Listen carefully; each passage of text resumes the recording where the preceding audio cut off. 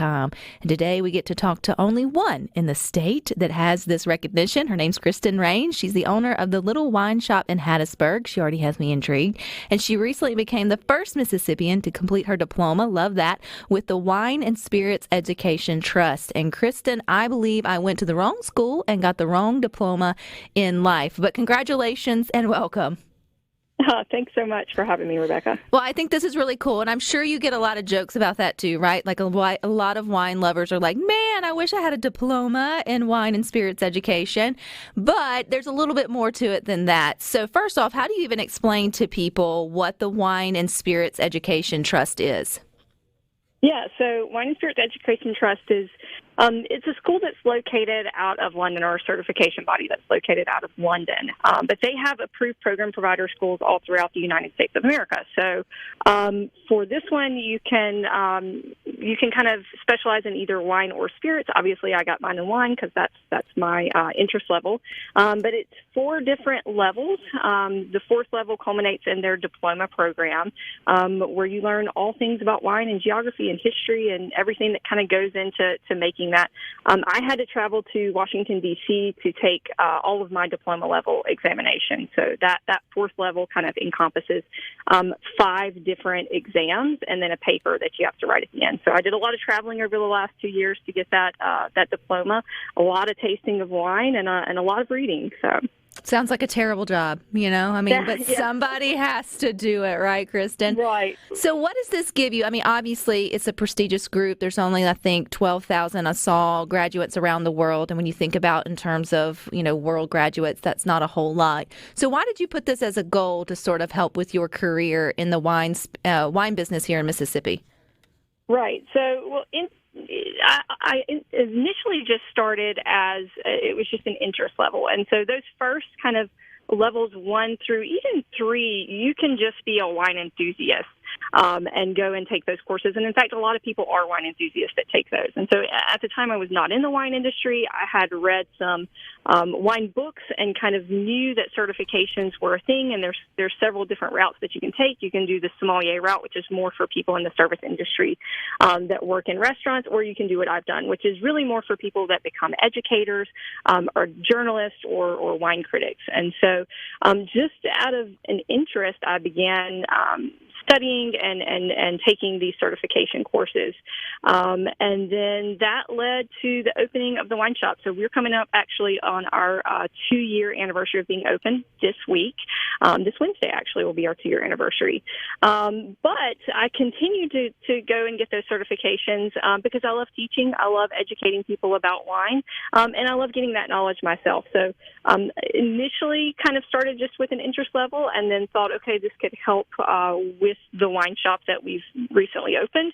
And now I'm thinking more forward into perhaps bringing more formal certification level education here to Mississippi as well. I feel like the wine industry is an industry that maybe is just gaining, or I guess wine knowledge or expanding that. It's a small group of people, or I guess it's a small town within its own self, but it's growing. More people are more interested in what they're drinking, where it's from, the benefits of it, or getting a little bit more curious instead of having that surface level interest into it. So I can see where this would be helpful in sort of growing your business, the Little Wine Shoppe there in Hattiesburg. Did you see that there was a gap in offerings of wine within the Pine Belt area that maybe you could provide differently, or is it more of just adding that education piece?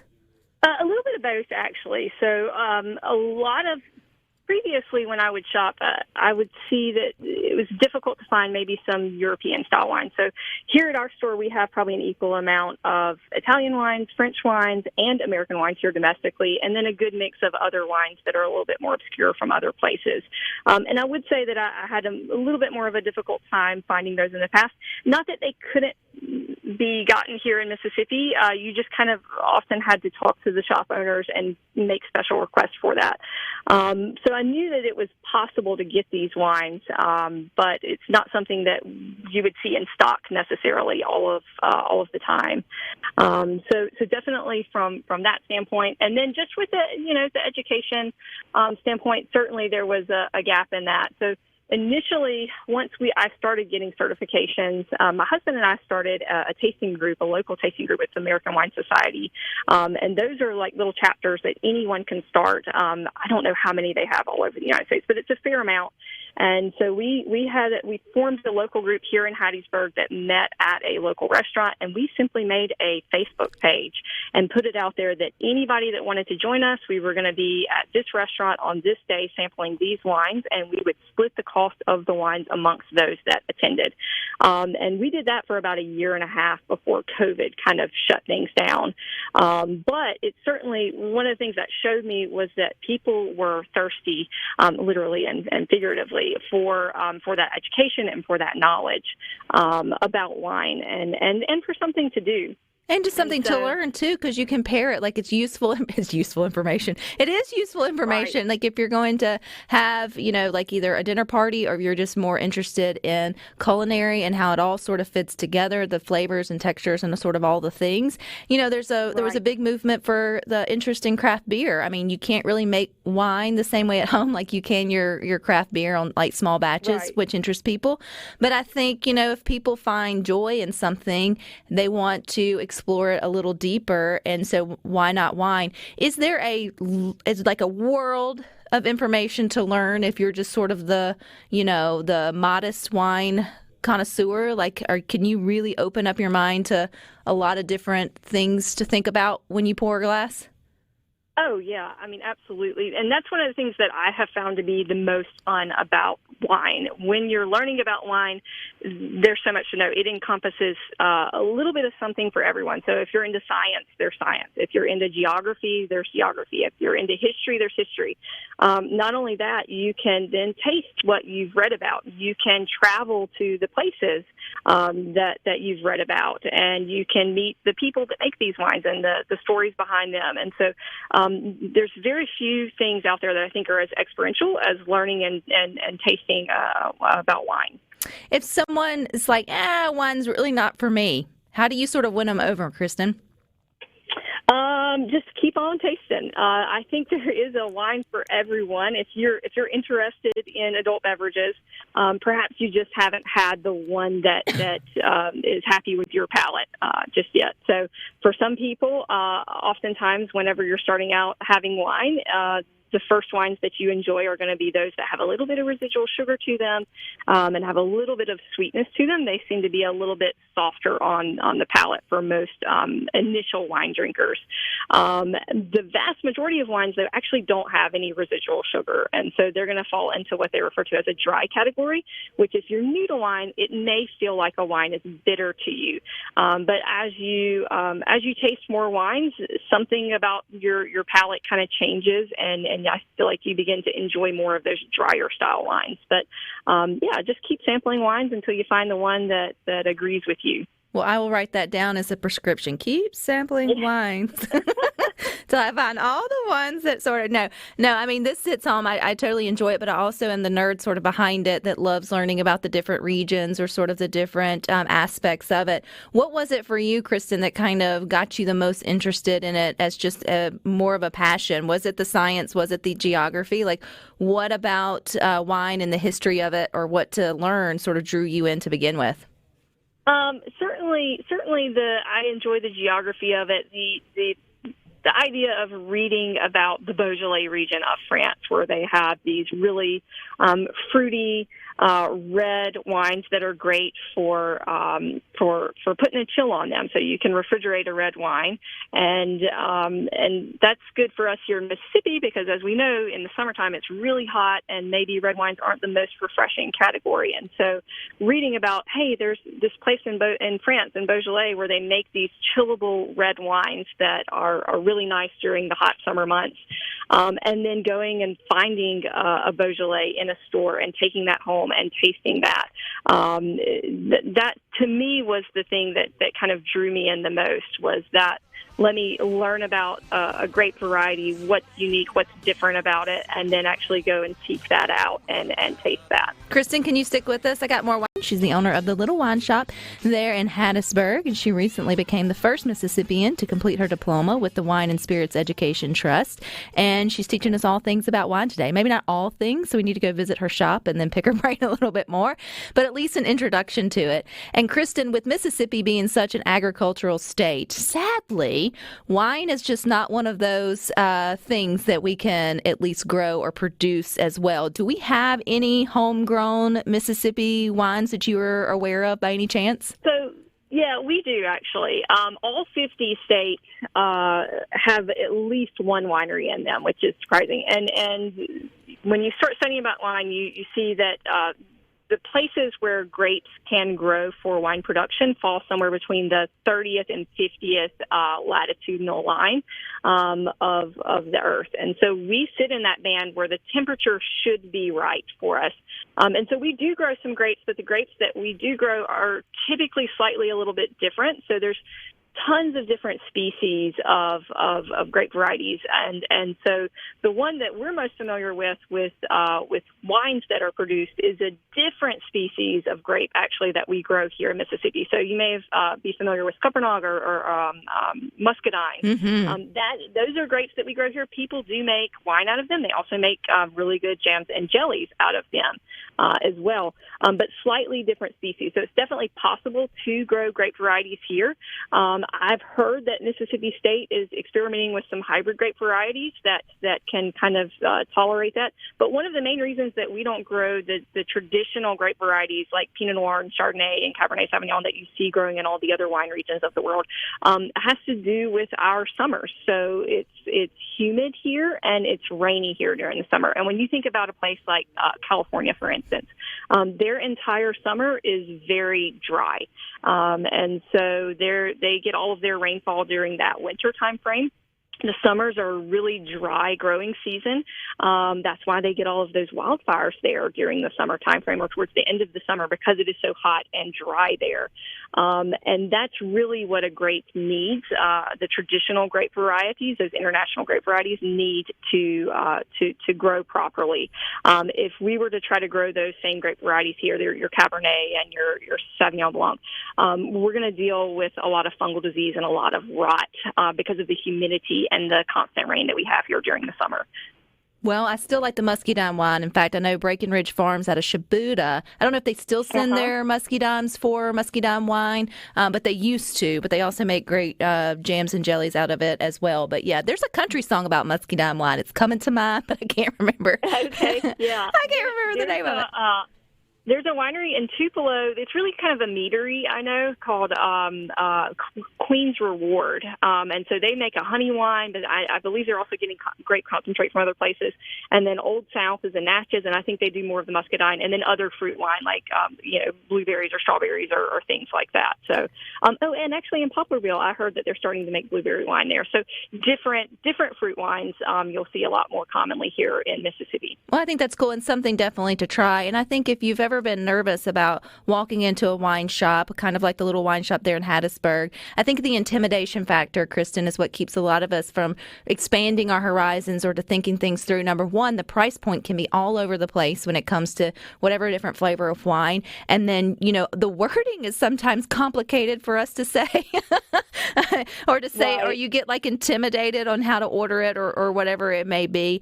So for the timid person who's like, I'm interested in it, but I don't even know where to start when I walk in. Hopefully you're going to walk into a nice shop like the Little Wine Shop and someone will be kind to you. But what are some things to ask or what are some things to come with you in terms of making sure you leave with a good wine for whatever it is that you're trying to pair it with?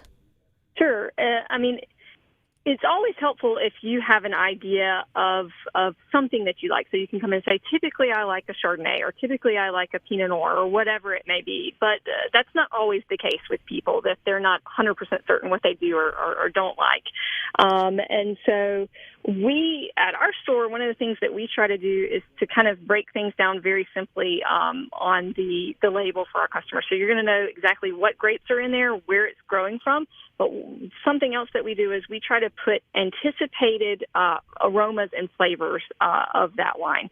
And so we'll list typically 3 different things on there. It may be fruit flavors like strawberry or peach.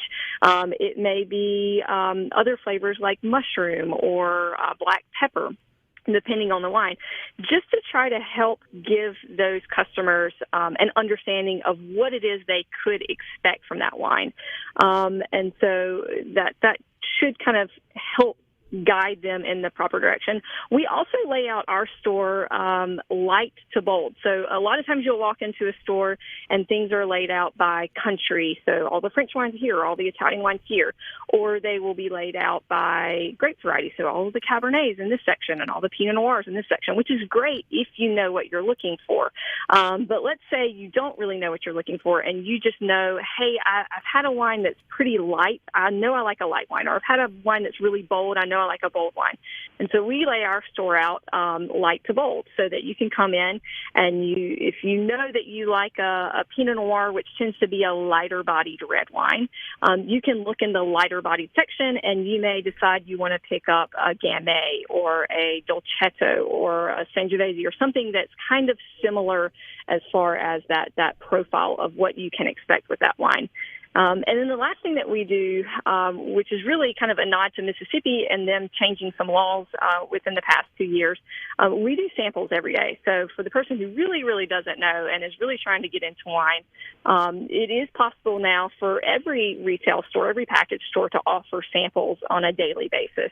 And so because that's a possibility, we do that. So every day we're always pouring and sampling something. So anytime you come in the store, you're always able to sample a wine.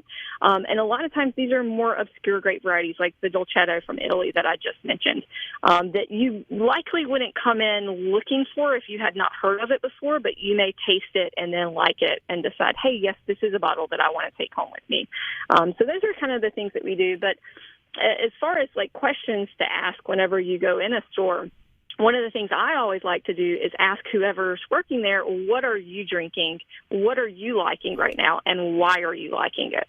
And that way you can kind of get an idea for what they like and what they're guiding you to and why. If someone tells you, Christen, that, I like wine, I like the taste of it, but it doesn't like me, I wake up the next day with maybe my sinuses feeling funny, or I just have a dry headache, whether I have a glass or a whole bottle, is there any remedy sort of for that? Not necessarily like a true hangover. I mean, if you overdo anything, you're going to feel like poo the next day. But, if you're just trying to enjoy a meal and elevate it with a nice glass of wine, and then, you kind of have the side effects, that stinks. So are there ways around that? Or do some people just have it? I hear both of those complaints and questions kind of all of the time. And so, sometimes like as far as feeling a little stuffy nose or something, sometimes it happens like right then as you're having that glass of wine. Sometimes it takes throughout the night for that to happen. If you're having a wine that you know that typically happens with, I tell people you can take an antihistamine. So wines naturally will have histamines in them, and an antihistamine will kind of help to block those effects for that. As far as headaches go, I've done some very, very sophisticated research through Google. Not really, but people are kind of all over the map as far as why headaches happen for certain people with wine. Some people point to the tannins in red wine and say it's the tannins, which is really kind of that astringent sensation that you get on the palate. That's what a tannin feels like in a wine. Some people will point to the sulfur in a wine and say, the sulfur that they add as a preservative so that my wine doesn't turn to vinegar. I think that's what's giving me the headache. Everything I've read says if you have zero problem with packaged food or like dried fruit, those products have more sulfur added to them than wine to act as a preservative. So if you can eat packaged foods, dried fruits, things like that, and it doesn't cause headaches, It's probably not the sulfur that's the culprit. Tannins, very few people are susceptible to tannins. So to me, I kind of think, personally, I point to the alcohol in it. So wines with higher levels of alcohol, 14% or higher, I think those can be the more headache-inducing wines. And then maybe, indulging a little bit too much in those can also be the culprit. Never, Kristen, never. It's never our fault with the size of pour, which I think restaurants just underpour all the time. Someone should teach them what a big pour is. No, I'm just kidding. This is so much good information. If they want to find you in Hattiesburg, where is the Little Wine Shop? Yeah, so we are directly across from the University of Southern Mississippi. There's a little shopping center there called the District at Midtown. This is the same shopping center that Hotel Indigo is located in. All righty. Well, Kristen, congratulations. You'll have to come by and bring some samples one day. I won't turn you away. Yeah, awesome. Sounds like a plan. All right, well, we'll talk to you again, but you guys stick with us. We got more for you coming up.